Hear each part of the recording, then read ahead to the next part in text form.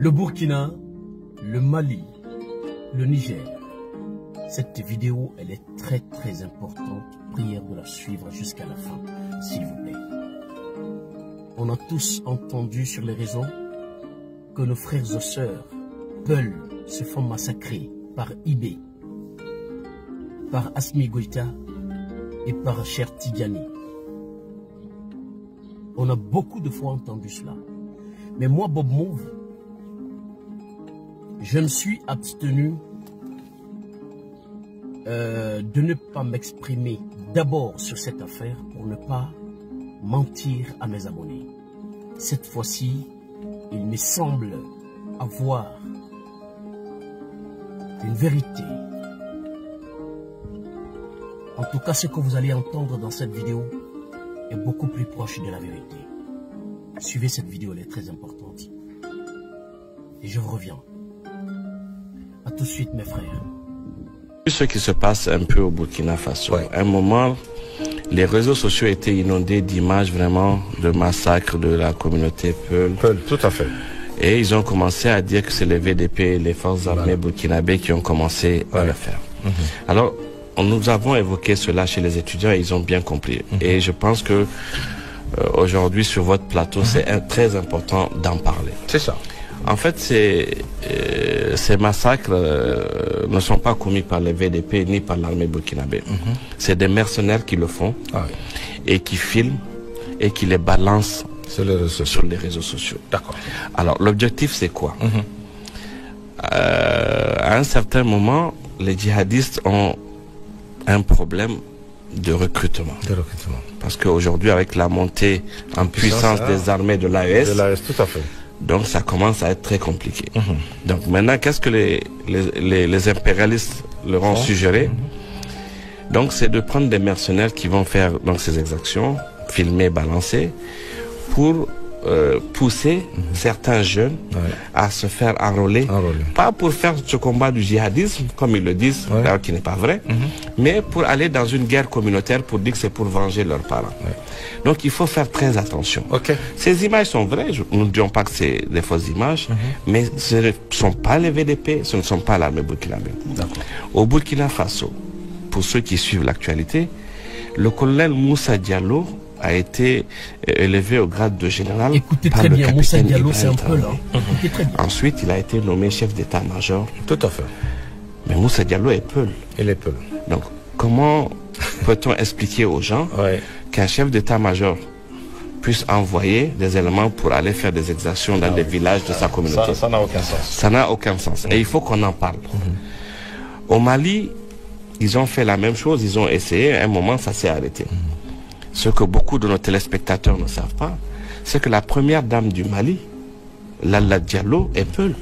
La femme du général Assimi Goïta est Peul. D'accord. Donc, on ne peut pas expliquer que le général Assimi Goïta, aujourd'hui, puisse envoyer des éléments pour aller exterminer des villages de la communauté de sa femme et de ses enfants. Tout à fait. Pour revenir au Niger, vous avez vu les efforts du général d'armée Abdelrahman Tiani. À chaque fois qu'il fait une sortie officielle, il parle en français, il parle en Hausa, il parle en germain et il parle en fulfulde. C'est un message fort pour montrer que ce qui se passe dans nos pays, ce n'est pas, c'est au-delà, c'est pas des problèmes ethniques ou autres. C'est un combat qui se fait contre le terrorisme. C'est ça. Mes frères et sœurs, le colonel Moussa Diallo qui a été élevé au grade de chef d'état-major, il est passé de grade en grade jusqu'à chef d'état-major des armées de Burkina Faso. Moussa Diallo est Peul. Vous venez de l'entendre, il est Peul. Est-ce que ce monsieur peut se lever, prendre l'armée pour aller s'attaquer à sa propre communauté? Si cette communauté se fait massacrer, pourquoi ne pas dire le nom de ce Moussa Diallo là au lieu de dire que c'est Ibrahim Traoré qui massacre les Peuls au Burkina Faso? Parce que le chef d'état-major, c'est lui qui a la reine de l'armée d'un pays. Mes frères et sœurs, alors Moussa Diallo est Peul. Est-ce que lui peut se lever pour aller massacrer ces Peuls de Burkina Faso là? Non, mon frère, il ne peut pas le faire. Il ne peut pas le faire. Ne vous désinformez pas. Mes frères et sœurs, ce IB que je vois là, moi, depuis que j'ai vu ce problème sur les réseaux sociaux, je me suis dit non, je peux mettre ma main à couper, ce IB ne peut pas faire cela. IB a combattu dans les rangs de l'armée burkinabé pendant combien d'années? Il a sillonné toutes les villes de Burkina Faso pour lutter contre le terrorisme. Ce IB est passé d'étape à étape jusqu'à être président de Burkina Faso.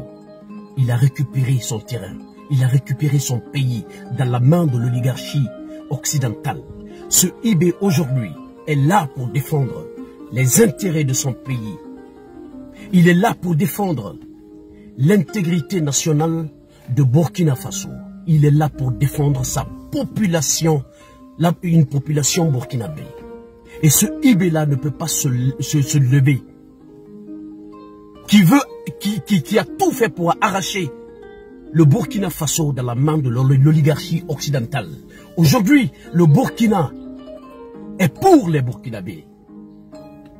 Ce IB-là ne peut pas se lever pour aller s'attaquer à sa propre population, à une population civile. Aller les massacrer d'une façon. Non, il ne peut pas le faire. Une population Peul.